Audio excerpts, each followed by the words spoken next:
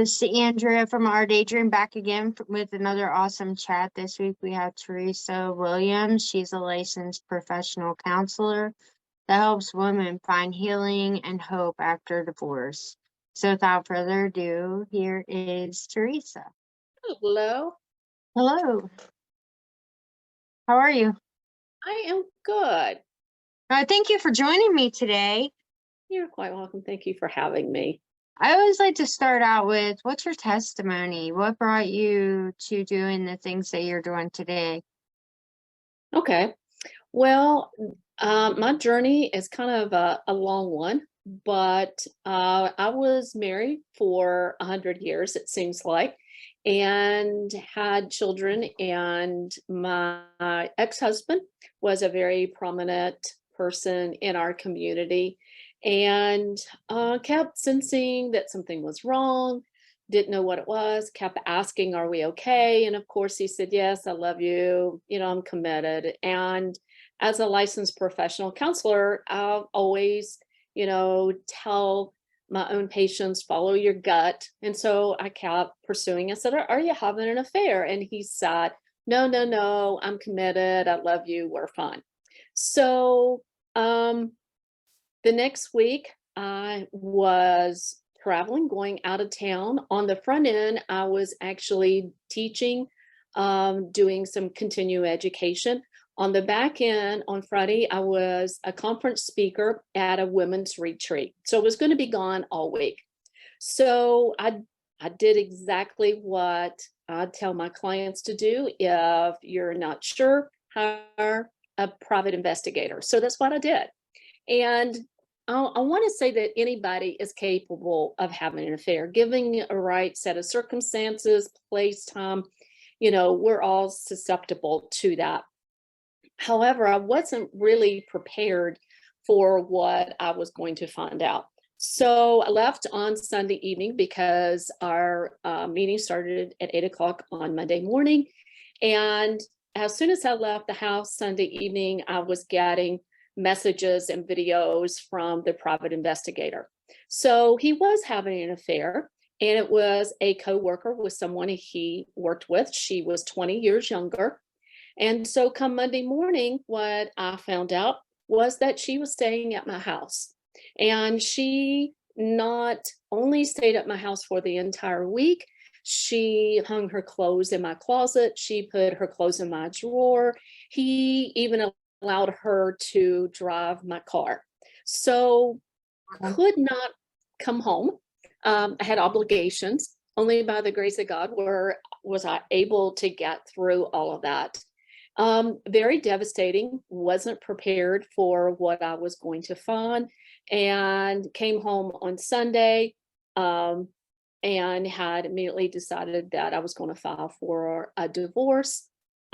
Short story of it, we were divorced less than 3 months later because she was an employee of his. So he didn't want the videos nor the pictures to get out. And it was a long haul. In that process, I lost friends. I lost my church family.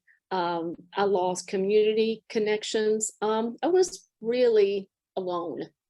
And there was not a lot of resources at that time for me to turn to. So I did my own work. I got my own therapist. I worked through the issues. And now, many years later, I have started a program for women who are either going through a divorce or been divorced, find hope and healing.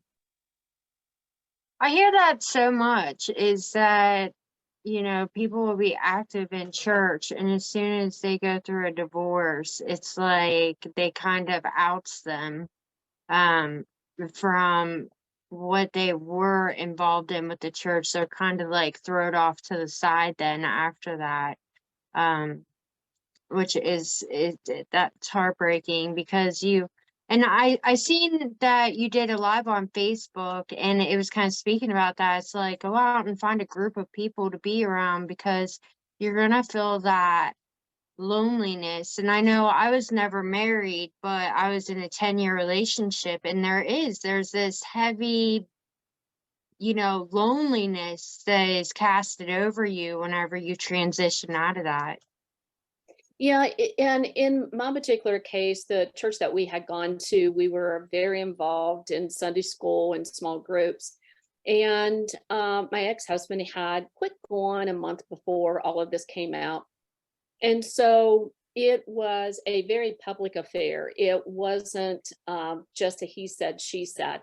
I mean, he even went out with her in public arm in arm. So, I was humiliated, embarrassed. I mean, I wanted to crawl underneath the rock and really look for my church family to be supportive. And the first Sunday that all of this came out, I had a woman walk up to me and in the Sunday school class and said, "What did you do to cause him to have the affair?" And of course, I was taken back and I was going, "Whoa, Right. whoa, wait a minute."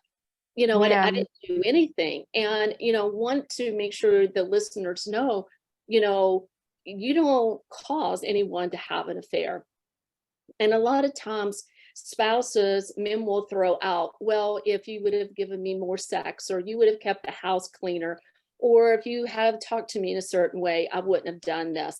And now Right. all of that's not true. We do not have the power to cause another individual to make True. those choices. So, that was very devastating to me at the time. And then, so I thought, okay, people are people. I'm going to give it another shot. The next Sunday, I went back to the same group and had a gentleman come up to me. And, we had coffee and donuts before class, and I always sat in the same spot. And he walked up to me and he said, "Where are you sitting today?" And I looked at him and I just said, "Well, where I always sat." And he said, "Well, we really wish that you would move to the other side of the room because my wife doesn't feel comfortable with you sitting next to us." And I was devastated. And then Yeah. before I could even get out of there, another lady walked up to me and said, "Hey, you're wrong for divorcing him. You need to forgive him. This is your fault." And I looked at her and I said, "Well, wait a minute. It's not my fault. I can't Right. make a marriage. He's still continuing to see her. So Mm. there's nothing I can do." So it was a lonely time. I did not go back to that church. I did find another church that was loving and accepting and understanding, but it is a very lonely journey. Yeah. Whenever you actually leave a partner for a long amount of time, it's like I feel like, and I know for me, and I feel like probably other people go through that too, is where you're trying to like figure out how to get back to who you were before the relationship actually ended, but you can't really get back to there. So you almost uh feel lost in that, like I can't get back to who I was, and I don't know who the heck I am now. Um so so what do you have to tell people about that finding that new self? Well, it takes time. Just exactly what you said. You're not the same person as you were before, and you're not tied to that particular person. So, the uncoupling, as you want to call it, is very painful.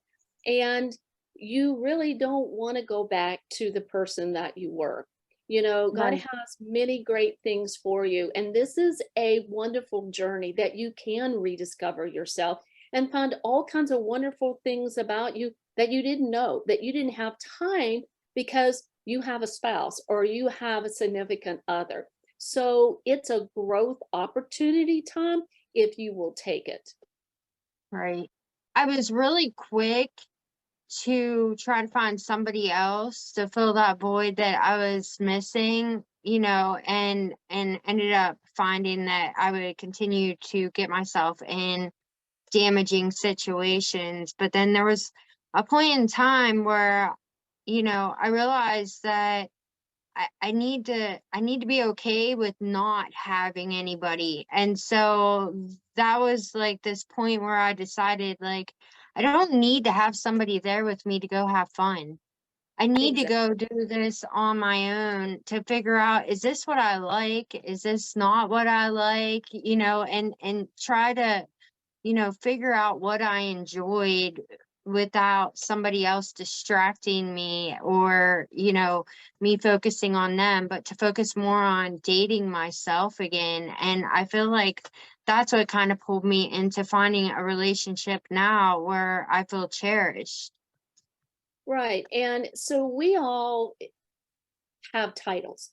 We're a wife, a mother, a daughter, an aunt, a friend, all of these titles, whatever they may be. And we have a tendency to think that's our identity, when in reality, it's not. It's just a title. It's not who we are. And Right. so once we come out of that relationship, it's time to find us, to take that time to explore and not jump back into another relationship until we've healed. We have taken that time to grieve. The grieving process is difficult, but it is so necessary. And when we get the cart before the horse, we don't grieve, we're going to end up making more mess than we are helping ourselves. So true. It's so true. So I feel like a lot of my relationships that I got into that ended up being toxic, stem from childhood trauma that existed that I never actually attended to or healed from, that, brought me in the direction to accepting certain things from certain, men, or just not waiting for the right one and just, trying to get a man to try to help me feel okay, with who I was in that moment. Do you feel like that's, a thing oftentimes in, relationships that aren't really lasting? Yeah, I think the reason why we have failed relationships are multifaceted. I don't think there's just one thing. I think you hit the nail on the head. It could be unresolved trauma and things in our past that we haven't worked through. But I also think that it's that we going back to us, that we think we need somebody else to be fulfilled. We think we need that partner to make us whole. In reality, that's not true. We are all whole. We are children of God. He's already made us whole. And that's what we need to cling to. We need to know who we are in Christ, because that's really what makes the difference. When we're secure in who we are in Christ as a child and a daughter of the King, we don't need anybody else. Right. We don't need them. We may want them, but those are two different things. We Yeah. don't need another person to fulfill us. We're already fulfilled in who we are in Christ and who we know who we are. Yeah. So I think that's part of the issue where we get into trouble with jumping into relationships too quickly. Yeah, absolutely. And I feel that because I was an atheist back whenever I was constantly trying to grab men to fill that void. But God did really transition me to, like, not just jumping into a relationship, but actually being celibate. You know what I mean? And like Right. went in that route because I'm like, I'm not even gonna chance getting into another relationship that's gonna hurt me. Like, if Right. they can't wait, if they can't wait for me, then they're not worth it. I'm Yeah. not chancing it. But I feel that, like, oftentimes whenever, people have a damaging relationship, it's like they end up going from one damaged relationship to another damaged relationship to another one. And it's like all these men are lunatics, but really, um, what I believe it is like they didn't take that time to, like, heal and find themselves and really be okay with being alone, to accept the right one instead of the next one.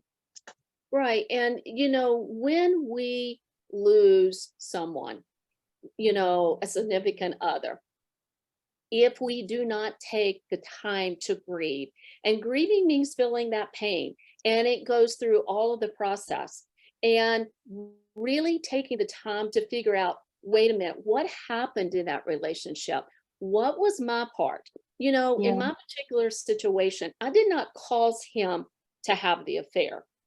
Right. And there's no perfect relationship. So we all have a part to play. Well, what is our part? Is actually being honest and saying, okay, what did I do that I could Hmm. have done differently? Where could I grow out of this and learn from it? And That's so that's the good. key, is taking the time to really be honest and say, okay, hey, I messed up here, but what can I do with that so I can grow and learn and change and not make the same mistake in the future? Right. I'm so passionate about this subject, and I think it's well needed in our society. I was looking up statistics, statistics for 2022 in the US, and 40 to 50% of marriages end in divorce in their first marriage, and 60 to 67% in the second marriages. Well, the kids are the ones that, are suffering for this. But if we all like learn from each other, like these are the mistakes that I made, maybe you could do things, a little bit differently, or maybe you could find, like wait for the right one, be patient, Right. and work Right. on yourself and stuff like that. Maybe, that number would decrease. But yeah, I definitely feel like this is something that's necessary. Yeah, people just don't take the time to, again, really process and learn. And in the program that I run, it is not a what I call a bitching session. It is not a male ex bashing session. It is a place where you come tell your story and I want to hear it. But then it's about growth. It's about learning the difference between being aggressive and being assertive. It's learning about boundaries, why we need them, how to implement them. It's learning about the grieving process. It's all these things to make us better, to grow, to become resilient. And that's what is so needed, that I think is the lost key in recovery. Right. Yeah, absolutely. I love that. So tell me about Confident Courageous Women. Is it like a coaching package, or is it like therapy sessions? No, it is not therapy. It is a complete coaching program. And I Okay. like to call it a support program. And the one that we have running right now is called Reclaiming You. It's a 3-month program. We meet twice a month virtually. So I have people from all around the country that come in. It's on Thursday nights from 6:30 to 8 o'clock. We have a wonderful group of women. And in that, I've written a book. You get a copy of the ebook. You get all kinds of handouts for joining. Each week, we have a different topic that we cover. We allow time for sharing and support in the group. So it is not therapy, it is coaching, but it's just a wonderful opportunities for ladies to be able to find that missing link that they need to heal. Yeah. What's your book called? It is called the 10 Tips for Divorce Recovery. Can you give us a little bit of insight? Yeah, some of the things that we've just talked about. And one of the other things is finding that support system that you need, whether it's a therapist, whether it's a coaching program like I'm offering. It's friends, and it's being wise in your friend choice and selective. We have all kinds of friends that want to offer us advice and want to tell us what they think we ought to do or shouldn't do, or what we did wrong. Those are not the kind of friends that we need. What we need is surround ourselves with people who is going to love on us, who is not going to give us advice, that's going to accept us for who we are, and actually come alongside of us and build us up. Those are That's the so type good. friends that we need. And the other side is take time for yourself. As women, we're really bad about self care. And it Mhm. doesn't necessarily mean self care as bubble baths and going and getting a massage. Well, I am all for those things, of course, but they're more than that. They're taking the time for you. Maybe it's you want to go learn a new hobby. Maybe you want to take a class. Maybe you want to do something different than you've never done before. those are the things that really help you provide self-care. So those are a couple of the tips. That's so good, because then it also, kind of gives people a little guideline too. If they have a friend going through a divorce, like, Mhm. how can I be a good friend? Yes. Because we do. I say it all the time. Like, it's a feel good society, and I feel like, whenever we're kids, we're either reprimanded for being hurt and sad, or we're being tucked up in their arms, and your parents trying to fix the situation. And I feel like as adults, like, our first thing is like, we need to fix them. Like, we need to Right. fix what hurts in them. And yeah, I love that. Like, we just need to give them the space to do what they already know that they need to do. And, I will tell you, I had two people that walked through this process with me through thick and thin. And I laugh and I joke and I say that I kept the Kleenex company in business because I didn't think the tears would ever end. And I had a good friend that wouldn't offer advice, just let me sit and cry and process with her. And then the other one, which I call a people, but it was actually my dog, Sam. He was a pug and he was my baby. And dogs are wonderful. If you need, a pet can provide you with support and warmth, and they don't give advice. Yeah, They just be there. And so something like that is so needed. right. It's so true. If you could tell women one thing, what would it be? I would tell them that my whole motto is no matter what has been done to you or that you've done to yourself, God can heal and Amen. restore. God does redeem. He does not waste our pain. And if we will turn to Him, He will use it to bring Him glory and to heal us. And my whole motto is there's hope and healing beyond divorce. And I am a person that has gone through that process and come out the other side resilient. And I'd love to help women become that. It's so good. And I feel like too, God uses our sorrows to then turn it into our passion. Like, it like ignites a fire inside of us. Like, we need to help other people with this same thing that we had been through. So, in all reality, it's what forms your purpose later on down the road, right? Absolutely. Yeah, because that's what you're doing now. Yeah, because I never want another woman to walk through Yeah. a divorce alone. I Yeah. want them to be able to have the support that they need. Yeah. Yeah, it's a hard walk whenever you're doing it alone, for sure. Um, so how can people find you if they want to do the coaching program? Well, they can go to my website, confidentandcourageouswoman.com, and it's A&D. And when they go on and they sign for the newsletter, they can sign up, and there's a freebie, 5 tips for dealing with stress after divorce. The program is called Reclaiming You. It will start next month. They can come on board and sign up. They can email me at Teresa at confidentandcourageouswoman.com. I would love to hear from your listeners. Awesome. I thank you so much for joining me, and then I'll be posting out the links and stuff too. Okay. So I appreciate it. Thank you for having me. God bless, Oh, and prayers thank you. for your journey. Oh, thank you. I really appreciate it. And I will make sure when you send me the links to post it, I will post it not only on my personal page, but the business page as well. All right. Thank you so much. Take All care. right. Bye. Bye. If you like this podcast, please hit subscribe, because we have an awesome guest coming up every week and I don't want you to miss out.